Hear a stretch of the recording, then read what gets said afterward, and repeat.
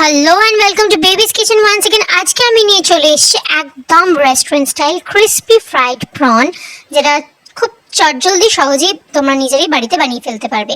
তার জন্যই দেখো, প্রথমে আমি নিয়ে নিয়েছি মিডিয়াম সাইজের প্রন। এটা যার যার চয়েস, তোমরা চাইলে এর থেকে একটু বড় মতনও নিতে পারো। প্রনটাকে নিয়ে এরকম দুধার থেকে একটুখানি করে জাস্ট চিড়ে দেবো যাতে মশলাটা ঢোকে। আর এদিকে নিয়ে নিয়েছি, তোমরা দেখতে পাচ্ছ, রসুন, আদা, কাঁচা লঙ্কা আর লেবু।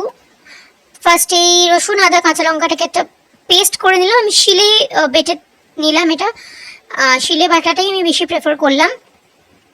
আর এদিকে আমি চিংড়ি মাছটাকে এরকমভাবে সাইড করে চিড়ে রেখেছিলাম। তার মধ্যে দিয়ে দিলাম লঙ্কা গুঁড়ো, হলুদ গুঁড়ো, স্বাদ মতো নুন এবং জিরের গুঁড়ো। এই মশলাগুলো দিয়ে তারপরে আমি দিয়ে দিচ্ছি একটা হাফ মতন লেবু, সেটা যার যেরকম চিংড়ি মাছের পরিমাণ অনুযায়ী দেবে। তো আমি হাফ লেবু দিয়ে দিলাম। দিয়ে এটাকে আমি বেশ ভালো করে মিক্স করব, বেশ ভালোভাবে মাখাবো। আর যেহেতু চিংড়ি মাছের সাইড দুটো চেরা রয়েছে, তার জন্য কিন্তু মশলাটা কিন্তু বেশ ভালো মতন যাবে। এটাকে আমি মোটামুটি আধ ঘন্টা 1 ঘন্টার জন্য রেস্টিংয়ে রাখলাম। রাখার পর আমি যে পেস্টটা করেছিলাম, আদা রসুন কাঁচা লঙ্কা পেস্ট বা বাটা, সেইটাকে দিয়ে এটাকে আমি বেশ ভালো করে মাখিয়ে এটাকে মিনিমাম আমি 3 ঘন্টার জন্য ম্যারিনেটে রেখে দিলাম, রেফ্রিজারেট করলাম। এদিকে আমি বাবাকে আনতে বলেছিলাম কুরকুরে। কুরকুরের বদলে বাবা এই টেরেমেরে নিয়ে চলে এসছে, অলমোস্ট সেমই। তো দেখলে তোমরা কিরমভাবে আমি প্যাকেটটাকে ফুটো করে হাওয়াটা বার করে নিলাম। হাওয়াটা বার করে নিয়ে এরকমভাবে শিল দিয়ে এটাকে একটুখানি গুঁড়ো করে দিলাম। এবারে ফ্রিজ থেকে আমি চিংড়ি মাছ ম্যারিনেট করা যে চিংড়ি মাছ ছিল সেটাকে আমি বার করে নিলাম। তার মধ্যে এবার আমি দিয়ে দিলাম একটা ডিম।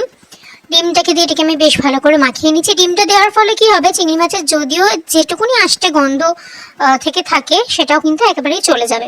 আর ভাজার সময় ভীষণ সুন্দর একটা অ্যারোমা দেবে।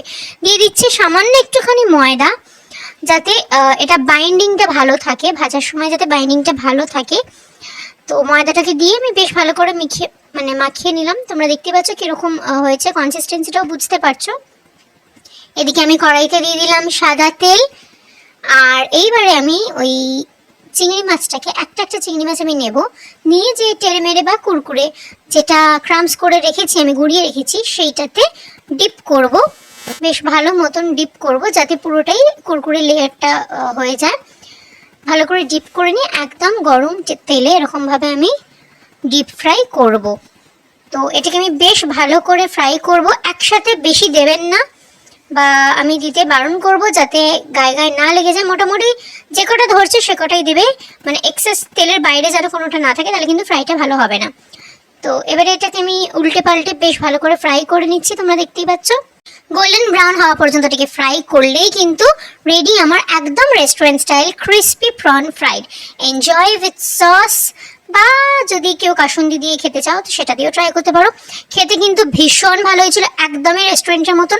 আর হ্যাঁ, কেউ যদি চাও এটাকে একটু বেশি, তার জন্য তোমরা ওপর থেকে একটুখানি চাট মশলা স্প্রেড করতে পারো। Thank you for watching Baby's Kitchen. এবং তোমাদের প্রত্যেকের কাছে রিকোয়েস্ট রইল, অবশ্যই তোমরা রেসিপিটা ট্রাই করো এবং আমাকে কমেন্ট করে জানিও কেমন লাগলো।